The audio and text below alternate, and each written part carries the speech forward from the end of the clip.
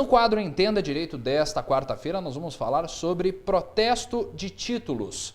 Uma prática que tem sido feita por algumas empresas é de acionar os cartórios para protestar os títulos e as pessoas acabam se desesperando para sanar as suas dívidas.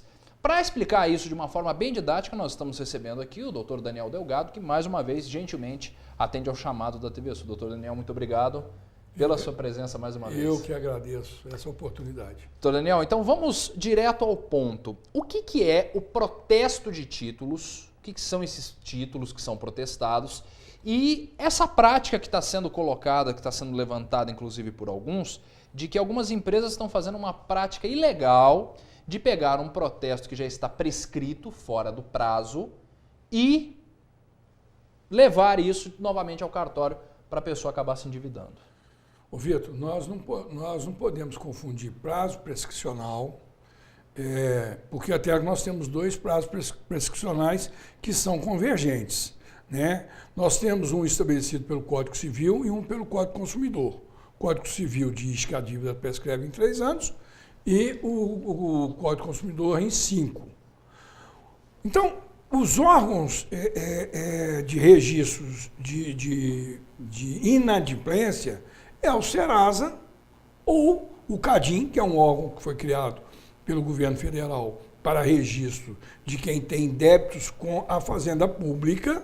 São os dois órgãos hoje que nós temos, é o Serasa e o CADIM. Temos um órgão que foi criado pelos bancos, que também leva o nome de CADIM, que é uma informação interbancária que só os bancos têm acesso a essa informação, certo, de quem possa ter dado um prejuízo a uma instituição financeira, e cabe a outra analisar se eu vou querer esse cliente que deu um prejuízo a uma determinada instituição. Ponto. O cartório de protesto é um órgão público, a pessoa é concursada para exercer o tabelionato desse cartório. Existe uma lei específica, que é a 9.472/97, e a atribuição do tabelião é no artigo 38. Uhum.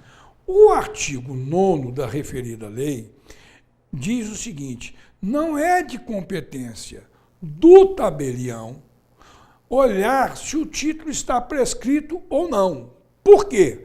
Porque a responsabilidade de levar o título a um protesto é do credor, que está ou de posse de uma nota promissória, ou de posse de um cheque sem fundo, ou de posse de uma letra de câmbio, ou ele emite uma letra de câmbio. Eu vou dar um exemplo muito claro. Certo. Eu, como advogado, tenho um contrato tácito, um contrato verbal. Alguém vai no meu escritório, me contrata para que eu patrocine os interesses dele. Firmamos um acordo verbal de um determinado valor de honorários advocatícios. Exerço a minha atividade profissional defendendo os interesses desse cliente. Ele não me paga. Eu posso emitir uma letra de câmbio e levar a protesto. E protestar esse meu cliente. Uhum. E cabe a ele ir ao cartório de protesto ou pagar, ou entrar com uma declaratória de inexistência de débito e argumentar que não me deve, ou pedir o cancelamento do protesto por algum argumento qualquer. Então, por que os órgãos, agentes financeiros, geralmente quando vai fazer um financiamento de casa própria, pede certidão dos últimos 10 anos de protesto? Então, se você fizer essa comparação, a prescrição de 5 anos já caiu. Prescreveu o tempo, mas o nome fica ali ainda, não é? Sim, porque eu entendo e a lei diz, é o seguinte: o título apontado em cartório ele é imprescritível. Uhum. Como é que você baixa um apontamento no cartório de protesto? Ou, por determinação judicial, através de uma ação chamada prescrição intercorrente, que é aquela que você diz o seguinte: senhor juiz, a empresa tal teve a oportunidade de me protestar durante X tempo, 5 anos, 3 anos, 4 anos ou 6 anos, e não me protestou, e vem agora me protestar. Então eu pego e entro com uma ação de prescrição intercorrente provo isso e o juiz determina o cancelamento do meu protesto. Esse é o primeiro ponto. A segunda situação, você só baixa o seu protesto com o pagamento. O tabelionato ele não tem poder de cancelar um protesto de ofício. E quando o protesto vira uma letra de câmbio? Porque a grande dúvida das pessoas é que uma empresa pega uma dívida lá de trás, transforma numa letra de câmbio para continuar cobrando. O que é a letra de câmbio e se essa prática ela é legal? Não, a letra de câmbio ela é de responsabilidade do emitente, quando ele vai até o cartório de protesto. O que às vezes as empresas estão fazendo, e já foi motivo de uma discussão nossa aqui na TV Sul, é que você vende os seus ativos para uma determinada empresa de cobrança, essa dívida está prescrita e eu entro cobrando. Ou eu entro protestando, dependendo do valor desse título. Mas a responsabilidade é do credor. Agora, para que eu possa fazer uma cessão de dívidas, ou seja, vender os meus ativos para determinada empresa de cobrança, o Código Civil, ele determina que o credor, o atual credor e o credor anterior notifica o devedor dizendo, olha, estou cedendo o seu crédito para determinada empresa tal. Isso é obrigatório, caso contrário, essa cessão é nula. Então, existe uma confusão no que diz respeito ao abalo do crédito ou essas ações que, porventura, venham a ser movidas contra o credor que está negativando com a ânsia de receber. Perfeitamente. Para a gente encerrar, doutor Daniel, eu queria que o senhor falasse sobre a questão fiscal. A cada dia que passa, encontram-se mais brechas para as pessoas acabarem devendo mais. As pessoas não têm uma consciência muito firme do tamanho da dívida que elas mesmas estão contraindo.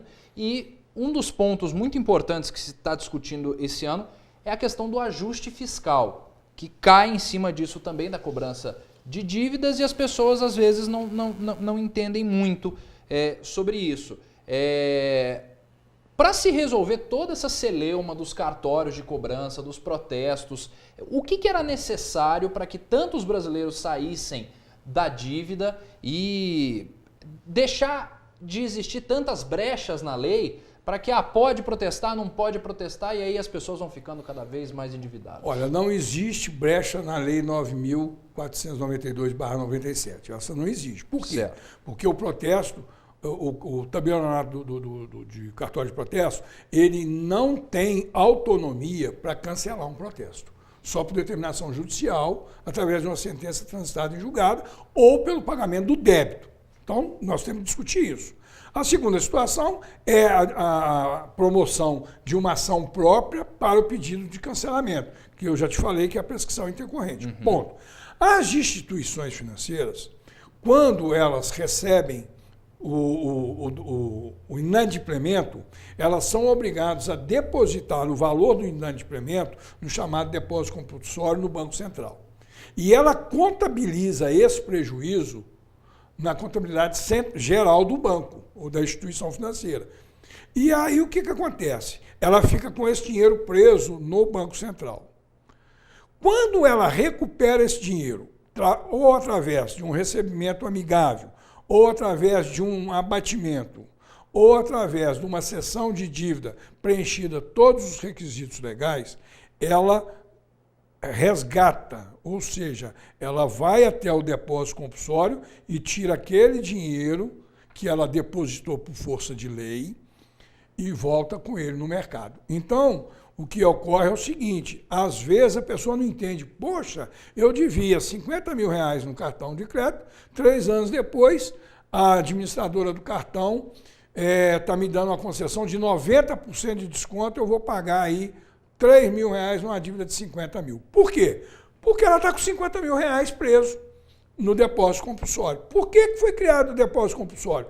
Para nós não termos a quebra das instituições financeiras que nós tivemos, a exemplo da Comind, do Banco Nacional, as caixas econômicas estaduais, a exemplo da Minas Caixa em Minas Gerais, e outros bancos que tiveram o seu problema. Então, na época do governo Fernando Henrique Cardoso, criou-se o depósito compulsório para todas as operações financeiras, seja crédito imobiliário, cartão de crédito, cheque especial, carteira comercial e etc. Então, às vezes, é essa situação. Agora, o que tem que ser feito e o que vem sendo feito é Câmara de Comércio e Lojistas fazendo um empenho junto aos inadimplentes, discutindo concessões e abatimento de dívida para que as pessoas paguem, limpem seu nome, para que fomente o mercado.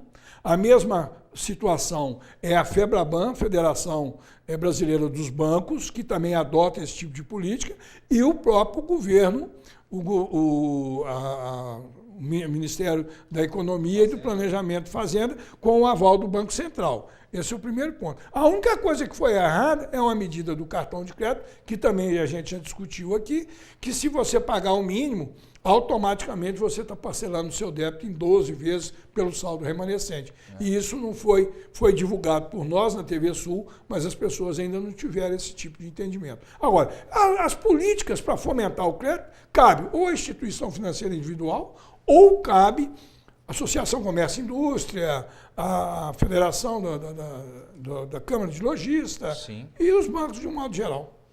Perfeitamente. Não é para incentivar o crédito, não é simplesmente tirar o nome, né, de todo mundo, Agora, né? o que vai facilitar muito é a pontualidade do consumidor final. Em razão também de uma outra discussão que nós tivemos aqui a respeito da pessoa que mantém o nome limpo e da pessoa que mantém o nome sujo, entre aspas. Tem-se uma pontuação, viu, o Vitor? Uhum. Você começa com 100% e à medida que você vai, quanto maior o tempo de atraso, você vai atingindo 100%. Então, você é um péssimo pagador. Se você atrasa um dia, 2 dias, isso vai ser avaliado pelo credor, geralmente a instituição financeira. Certidão negativa, né? Não seria certidão negativa. Na realidade é o seguinte, os bancos... Por que foi criada a pontualidade? Para mostrar que tem que ter um tratamento diferenciado em concessão de taxas, em concessão de créditos, para aquele cliente que realmente se preocupe em pagar seus compromissos em dias. Isso é uma maneira justa de premiar aquele que é correto, honesto e que tem essa preocupação. Muito bem, doutor Daniel Delgado falando conosco sobre dívida, o problema que assola grande parte dos brasileiros e também sobre a questão dos protestos de títulos. Está tudo dentro da lei, como muito bem disse o doutor Daniel. Muito obrigado mais uma vez, doutor, pela disponibilidade em nos atender para falar sobre esse assunto, elucidar um pouco a cabeça do pessoal em casa. Eu é que agradeço, nós sempre estaremos aqui à disposição da TV Sul.